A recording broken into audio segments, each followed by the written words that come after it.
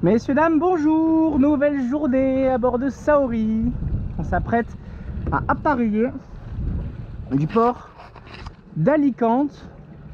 On va juste, hop, changer ça, en profiter, mettre devant par sécurité.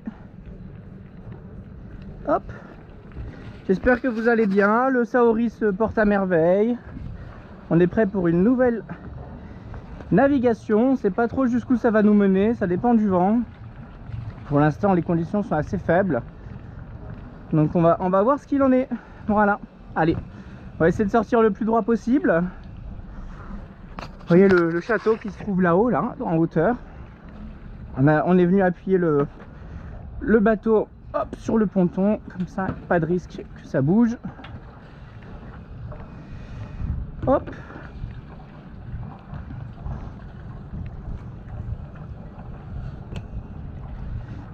Hop, voilà.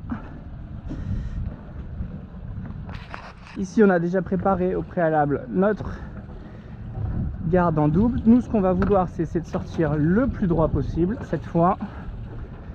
Allez. Ah, vous voyez, c'était prêt à partir.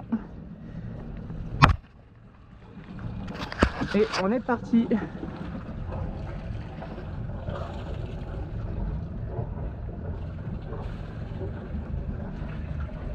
Ça va être de sortir le bateau bien droit.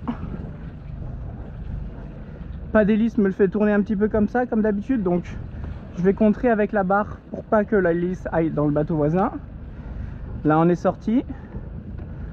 Hop, ouais, je peux même couper les moteurs, vous voyez, pas besoin de faire des manœuvres à 2 nœuds, 3 nœuds. Regardez, bon là évidemment les conditions sont favorables, mais le bateau il sort tout seul, il n'y a pas besoin de forcément faire peur aux voisins en mettant des grands coups de moteur. Voilà, au moins hop, je vais pouvoir le contrer avec le moteur rapidement. Et voilà, on a déjà repris le contrôle. On vérifie sur le catway qu'on n'a rien oublié.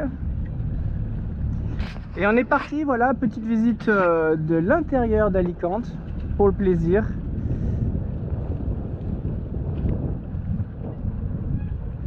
Avec la marina qui se trouve donc là-bas, tout le port. On a vu le mall central qui est ici. Et nous on va devoir faire tout le tour. Donc vu qu'on fait tout le tour et que c'est assez long, je me suis dit bah autant vous le présenter, autant vous le partager.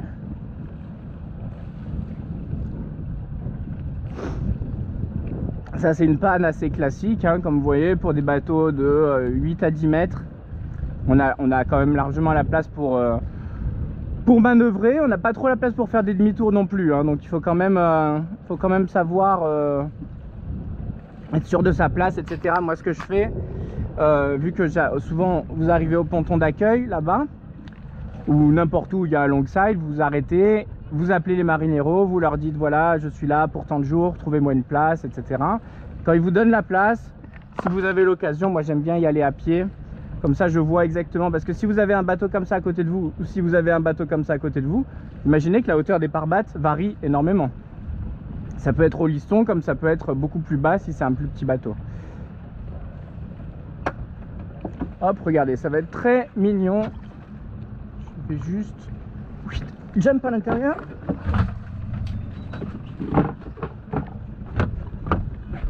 Voilà. On surveille bien que ça arrive pas sur les côtés. Et puis on va accélérer un petit peu. Et on a 7 mètres, bon ça va. On a de l'eau là. C'est après quand il y a moins d'eau. Voilà, bah écoutez, vous pouvez admirer, ça c'est quoi, le casino? Le casino d'Alicante. Toute la ville se trouve là derrière, assez proche. Bon, il faut quand même faire le tour du port, hein. Il n'y a aucun ponton qui mène directement là-bas, ce qui est logique vu que vous allez voir, on va faire tout le tour en bateau. Donc s'il faut faire tout le tour en bateau, il faut faire tout le tour à pied également. Ce qui n'est pas désagréable, mais ce qui quand même fait une petite trotte si vous voulez arriver déjà rien qu'au premier supermarché, etc. Bon, il y en a bien pour au moins un petit quart d'heure à pied, aller quoi, minimum. Ce qui n'est pas grand chose, mais c'est quand même plus que 3 minutes quoi. Surtout par cette chaleur. Voilà, on est quand même mi-septembre, il fait toujours 30 presque 30 degrés la nuit, 35 la journée, enfin des trucs hallucinants, même plus de 35. Donc c'est assez hallucinant en ce moment là, la température qui ne veut pas descendre, mais bon, que voulez-vous, on va pas se plaindre. Voilà un petit peu. Alors j'ai pas eu le temps de découvrir énormément à la ville, j'ai pas vu énormément de choses antiques, archéologiques, etc. Il y en a sûrement, j'ai pas eu le temps de m'en occuper trop, j'en ai pas vu non plus de trucs énormes, immanquables, etc.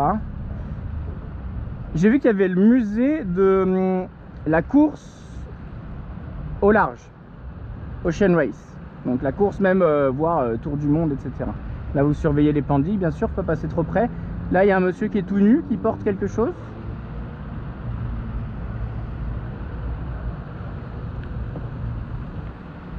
Quoi?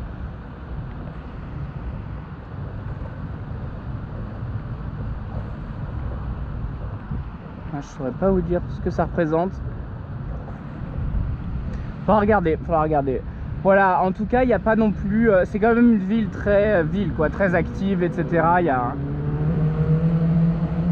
Carthagène était un petit peu plus quand même plus petite et plus fournie et chargée d'histoire, quoi. Voilà. Voilà, c'est chargé de gros bateaux, comment dire, pas trouvé d'adjectif surtout, de gros bateaux, de gros bateaux à moteur. Vous voyez qu'il y en a un petit paquet.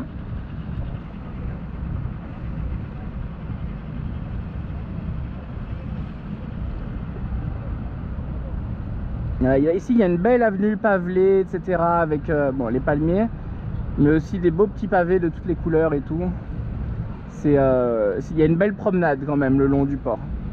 Belle promenade, en plus les gens ils se posent, il y a des bancs un peu plus loin, ils regardent les bateaux, etc. Ça peut être quand même assez agréable comme coin. Mais ils enlèvent ou ils mettent? Ils mettent, rassurez-moi.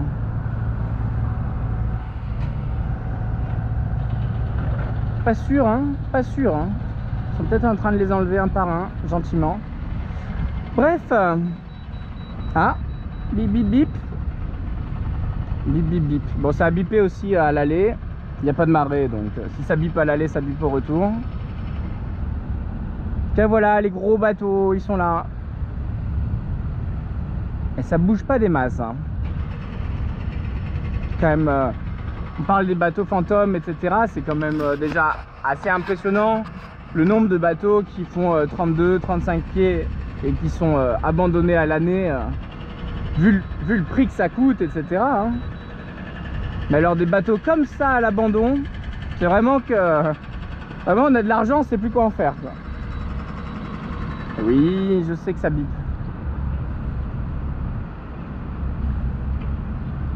Parce que vivant à bord, me tapant moi-même tous les entretiens, les réparations, etc. au maximum, 90% de l'entretien du bateau, c'est moi qui le fais. À part des choses comme le grutage ou des choses que je ne peux pas faire moi. Mais là-dessus, ça doit être aussi assez impressionnant les frais qu'il doit y avoir. L'entretien à l'année. Pour ne pas en profiter, quoi. C'est toujours pareil. Faire des frais pour quelque chose qui qui développe votre passion, qui vous nourrisse, etc. et régulièrement, je pense que ça n'a pas de prix au final, ça n'a pas de prix. Maintenant là, regardez, ils sont abandonnés les bateaux, quoi.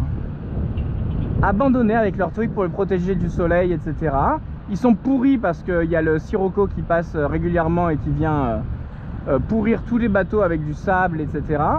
Donc les gens viennent, le nettoient et repartent sans même que quelqu'un soit venu à bord. Ça c'est quand même une dinguerie écologique aussi. Les mecs viennent, ou plutôt du personnel vient, va nettoyer tout le bateau, et Dieu sait qu'ils sont grands, et repart jusqu'au prochain sirocco. Pas jusqu'à la prochaine visite du propriétaire, non, jusqu'au prochain sirocco où le bateau sera ensablé encore à nouveau, quoi. C'est assez hallucinant, assez hallucinant. Il y a du vent, let's go, on n'en peut plus de cette pétole. Ça fait plusieurs jours que je suis coincé ici, une situation qui n'est pas forcément la meilleure, étant donné que le port est extrêmement cher, ce qui moi m'arrangeait pas du tout. Donc des fois je fais des escales et des fois je suis contraint par la météo, qu'elle soit trop forte ou trop faible, de devoir rester dans le port en attendant une météo, une fenêtre un peu plus favorable. Étant en solitaire, il y a plein de fenêtres qui d'habitude j'aurais pu prendre à plusieurs avec peu de vent ou un peu de vent de contre, etc.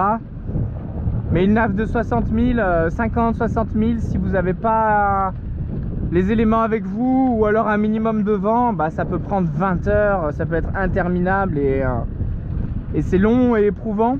Et du coup, après 20 heures de mer, on a besoin de plusieurs jours de repos. Donc je me suis rendu compte que c'était pas le plus intéressant. Il valait mieux faire des naves de 8 à 10 heures si possible, dans l'idéal. Comme ça, dès le lendemain, je peux en refaire une quasiment, quoi. 8 à 10 heures, c'est pas grand chose. Maintenant, quand on arrive à 10, 12, 14, 16 et plus, là ça commence à piquer vraiment et on a besoin d'un vrai repos, que ce soit rien que pour le dos, le bras, etc. Parce qu'on est tout le temps tordu, on est tout le temps en train de forcer, de barrer et tout. Donc déjà physiquement et puis mentalement, vous êtes exténué, quoi. C'est très demandeur, quoi. Voilà, ici vous avez le ponton essence et derrière le ponton accueil. Donc vous pouvez vous poser là, aller à la capitainerie, sachant que les marineros sont là toute la nuit. Et à gauche, juste à côté du bâtiment, enfin dans le bâtiment sur le côté gauche, il y a la capitainerie, donc avec carrément l'accueil. Quand l'accueil est fermé, les marineros prennent prennent le pas. Et ce qui est intéressant, c'est que les deux sont au même endroit pour une fois. On n'a pas besoin de courir tout autour du port pour trouver quelqu'un. Voilà, donc vous pouvez très bien vous placer sur ce ponton-là, comme l'a fait le bateau là-bas, en attendant qu'on vous attribue une place. Et puis après, soit vous faites tout le tour comme moi, soit vous allez dans les premières pagnes ici, selon votre place. Voilà, petite visite. Je sais pas si c'est très intéressant, mais bon, au moins vous voyez un petit peu à quoi ressemble le port d'Alicante. Et ici, à savoir que là où il y a les petites tentes, déjà il y a le musée, il est là, le musée de la course au large. Et en plus de ça, là où il y a les petites tentes, c'est discothèque de fou furieux jusqu'à 5 h du mat tous les jours. C'est pas le bar un peu bruyant, bar-restaurant un peu bruyant qui met de la musique pourrie et qu'à minuit, 1 h, il coupe et il s'en va, il va se coucher. Non, ceux-là ils sont chauds de la night et c'est pas que samedi, vendredi, samedi, dimanche. Non, c'est toute la semaine. Ouais, carrément une salle un truc de concert et tout. Donc là, ils sont très très chauds ces gens-là. J'ai de l'eau. Je vais vérifier que j'ai assez d'eau. Et j'ai assez d'eau. Et pendant que c'est tout plat, tout tranquille, qu'est-ce qu'on va faire? On va déjà en priorité enlever les amarres. Pas que ça, si jamais ça tombe dans l'eau, c'est pas bon. Hop, tac. Voilà, écoutez, sur ce, moi je vais me préparer, enlever les pare-battes, enlever les amarres, me préparer à hisser. Wow, qu'est-ce que c'est que ce truc? Ça flotte, ça navigue, ça? Non. Attendez, il y a tous les mâts qui sont cassés et tout. What the fuck? Qu'est-ce que c'est que ce truc? Ça a l'air d'avoir navigué, hein. Enfin, ça a l'air d'être un vrai bateau, hein. Je sais pas. En tout cas, il a bien pris cher. Ça doit être des bateaux pilotes, remorqueurs, bateaux pilotes. Et voilà, et le port de pêche qui était un peu de l'autre côté. Voilà, sur ce, allez, je vous laisse, je vais me concentrer. Vous voyez, petit bateau en expo de la course au large. Il y en a ici, il y en a en ville aussi. Il y en a un petit peu partout disséminés. Je vous embrasse et je vous dis à bientôt. Bye bye. Au revoir Alicante avec son beau rocher.